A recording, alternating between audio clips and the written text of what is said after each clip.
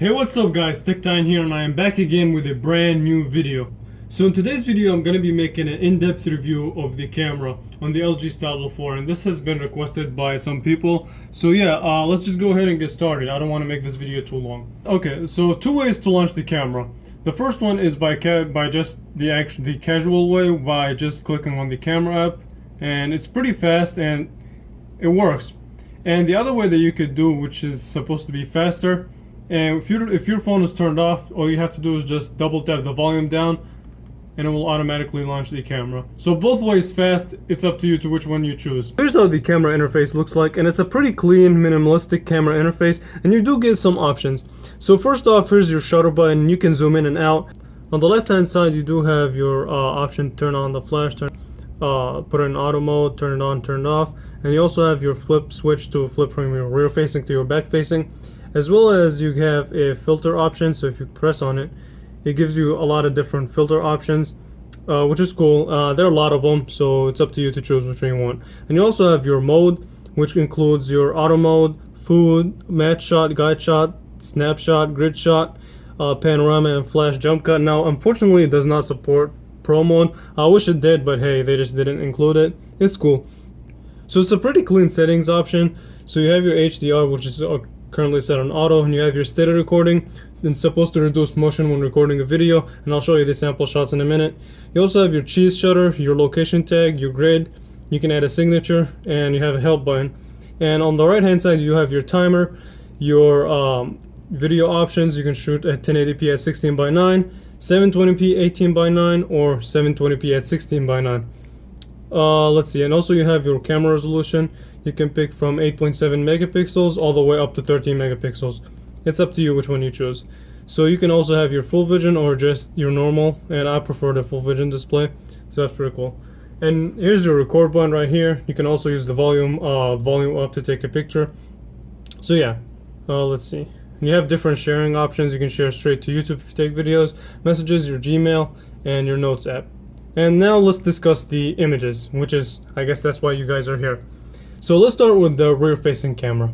And here's the story. Let's start with this picture. So this is basically just a picture of a flower, and you can kind of see that the colors actually are saturated. So the colors are saturated, they pop, and it does a pretty good job. In terms of exposure, focus, sharpness, and detail. As you guys can see, the little fly is perfectly in focus. So far, this is a really good camera in terms of in the budget world. Now the next picture, which is basically a picture of the sky.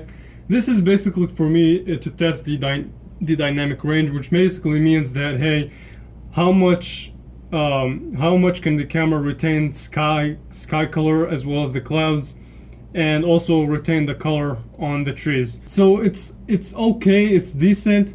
The trees are a little bit darker, but the sky is really blue and does a pretty good job over there. So I wish the exposure and dynamic range in general just was a little bit more balanced, but it's pretty good.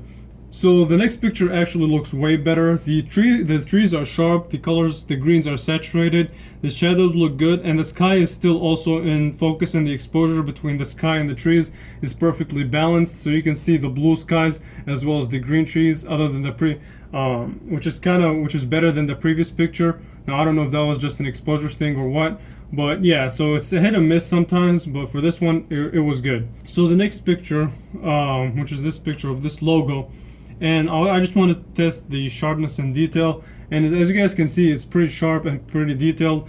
The colors also look pretty good and I like them. So the story behind this picture really is that the colors are a little bit off. They're not as saturated as previous pictures. I'm not sure what went wrong here, so it's kind of a hit or miss sometimes. There you go for that. The colors are a little bit undersaturated, which me personally, I like saturated colors. It gives them that pop, and they look better visually. In this next picture, I just wanted to focus on this tree branch and test the sharpness. But what actually has happened is that the branch itself is a little bit underexposed, and I tried to focus it and try to increase the exposure, but it would still come out underexposed. So the selfie camera is okay. It's nothing really to write home about. As you guys can see, I was trying to take a selfie outside, see if the dynamic range on the selfie camera is good. I'm in focus. The sky is really blown out. The trees are looking decent, But yeah, you can actually switch between the wide angle and the regular. So this is the wide angle and the previous one was the regular. Also, I did also a video test, so it shoots at 1080p and the video is decent. I wish it was just a little bit sharper and a little bit more detailed, and the microphone sounds also pretty okay. Hey guys, TechTime here, and this is a quick microphone test of the LG Stylo 4. I don't know, how does it sound? So overall, on a scale of 1 to 10, if I were to rate this camera, I would definitely give it a solid 8.5 in the budget world. It's actually probably the top 3 budget cameras that I have used under $200.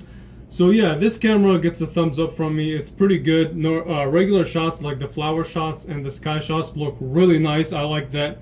Some pictures are hit or miss in terms of exposure, but I think if you try to take pictures more than once, you get a good shot. And yeah, hope you guys enjoyed this one, and I'll be doing more coverage on the Stylo 4. You guys want a lot of videos on it, and that's exactly what I'll be doing. So leave me any additional comments where you want to see it compared to, what kind of cameras you want to see this phone being compared to, even flagship phones. If you guys want to see that comparison, let me know in the description below, and subscribe. Thank you all so much for watching, and I will catch you guys in the next video.